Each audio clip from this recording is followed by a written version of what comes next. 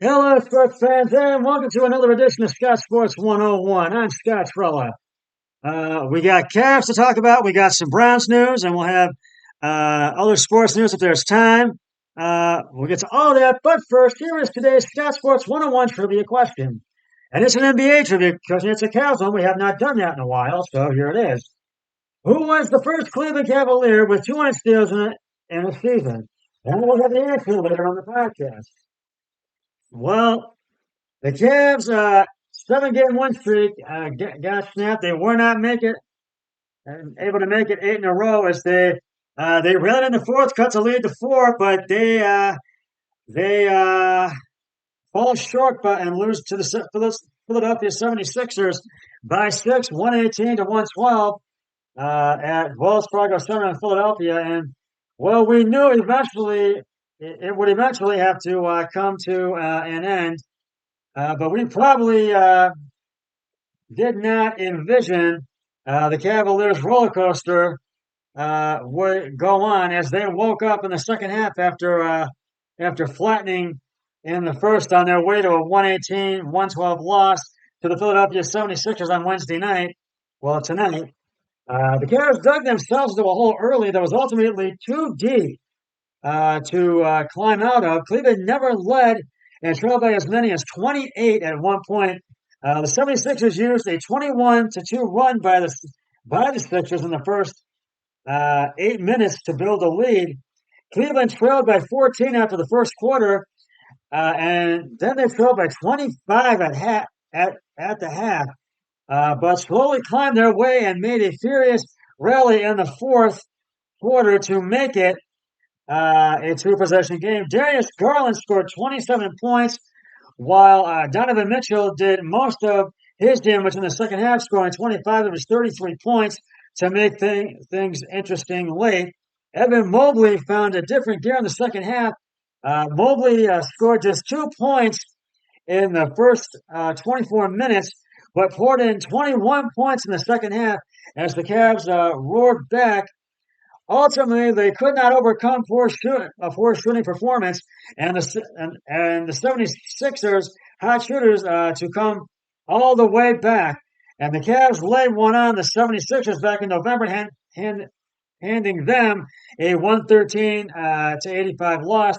Philadelphia returned the favor tonight. The two teams will meet for a third and final time in Cleveland 1 month on March 15th.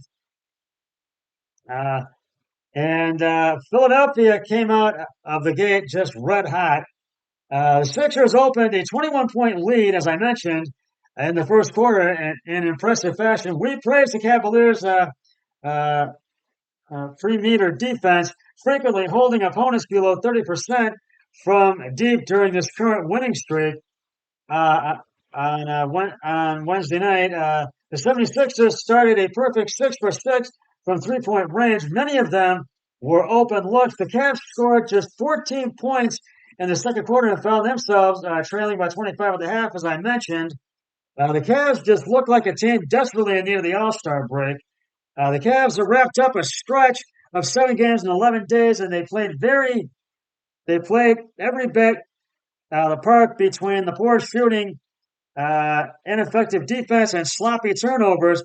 It looked like they had nothing left in the tank. 2 nights earlier, both J.B. Bickerstaff and the players felt lucky to escape with a win against the San Antonio Spurs, one of the NBA's worst teams this year.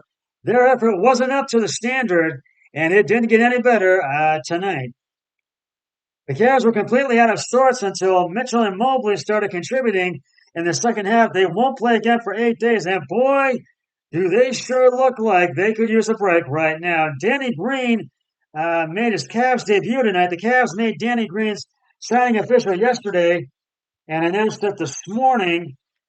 J.B. Bickerstaff and Danny Green were available tonight in Philadelphia, but he didn't know how much he was going to use him with the Cavs down by 20 for much of the second half. Bickerstaff must have figured, why not? He canned a triple-double as time wound down in the second quarter and finished the night with 3 points in 11 minutes. The Cavs acquired Green in part because his ability to shoot So it was good to see him knock down his first look uh, after shooting just 4 of 17 from long range in the first half. The Wine and Gold will welcome his sharp shooting ability to the lineup. Now, where's the bench and where were they tonight, boy? Where were they? And speaking of Green, he scored a quarter of the Cavs' bench points. The 76ers outscored the Cavs 30 to 12 in bench points, and Green accounted for 3 of them. Curious LeVert led the way for the reserves with 5 points. Dean Wade was scoreless in 8 minutes. Lamar Stevens had 2 points in just 4 minutes of action. Ricky Rubio and Caris LeVert were out with an illness and neck spasms, and Kevin Love is still being held out of the rotation. The Cavs got next to nothing from the guys coming into the spell starters. And with Darius Garland, was Darius Garland's foul on De'Anthony Melton really flagrant? Garland fouled Melton with 3:45 to play in the second quarter on a three-pointer from the wing on the right side. The play was reviewed, uh,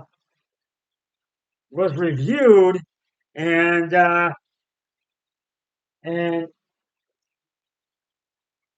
and it was reviewed, and ultimately the foul was upgraded, and Garland was tagged for a flagrant closeout. Looking at multiple replays, uh, Garland did everything he could to avoid any reckless contact with Melton as he landed, which is what the officials were typically looking for. Uh, More so, Garland even turned his back towards Melton after the shot, appearing to get out of the way. Melton got three free throws, and the 76ers kept the ball. It was an emblematic of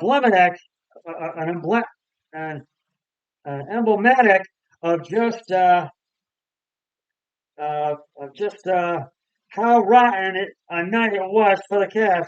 Nothing went their way, and I mean, and nothing did. Garland was issued a technical foul a couple of nights ago for uh, for barking at an official after he didn't get a call. His frustration boiling over, and perhaps rightfully so, as he has taken a beating this year. Garland has been on the wrong end of a lot of questionable calls this year. And remember, this was the guy who missed 5 games after suffering a, uh, a, a lacerated eyelid in the season opener in Toronto. Uh, so, all in all, this was not a good night for the Cavs tonight. And uh, now the Cavs are off for the next 8 days, and then next Thursday on the 23rd, they will play the Denver Nuggets at 7 p.m. at Rocket Mortgage Fieldhouse, and that will be on Bally Sports, Ohio. So, and we'll get to the Browns news in just a moment, but right now, it is time to reveal the answer to today's Scott Sports 101 and NBA Cleveland Cavaliers trivia question. Who was the first Cleveland Cavalier with 200 steals in a season? If you said Ron Harper, you are correct. During his rookie season, Ron Harper set a franchise record with 209 steals, while also leading the team in points, 1,874, and assists of 394. I will have another trivia question on my next podcast, so stay tuned for that.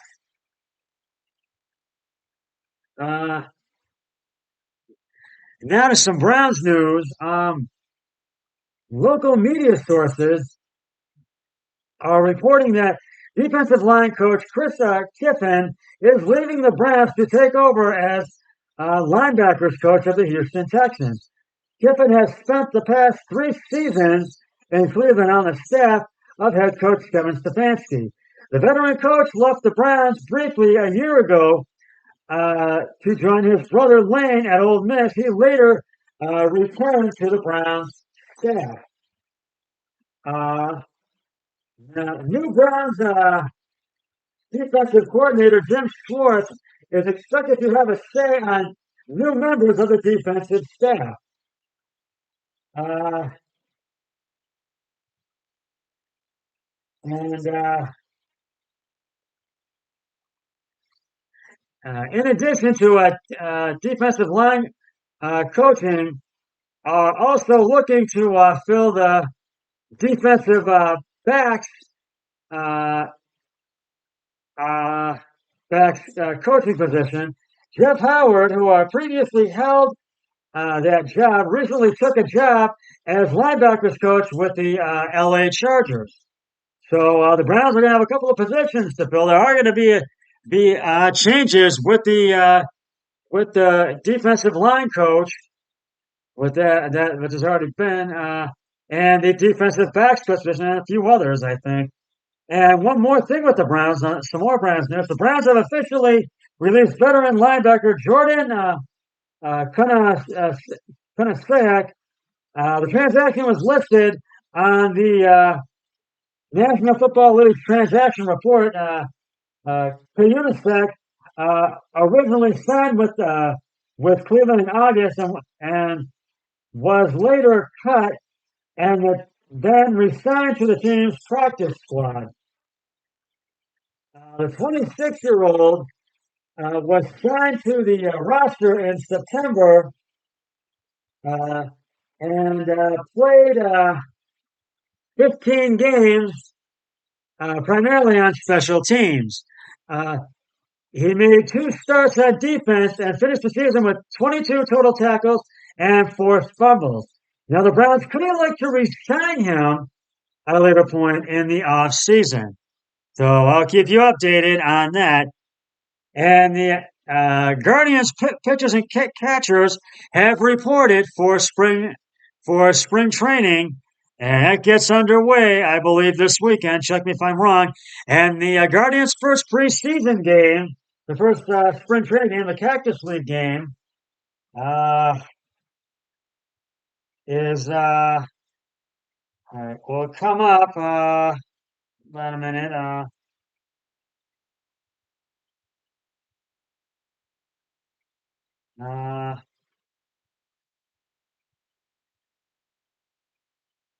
no,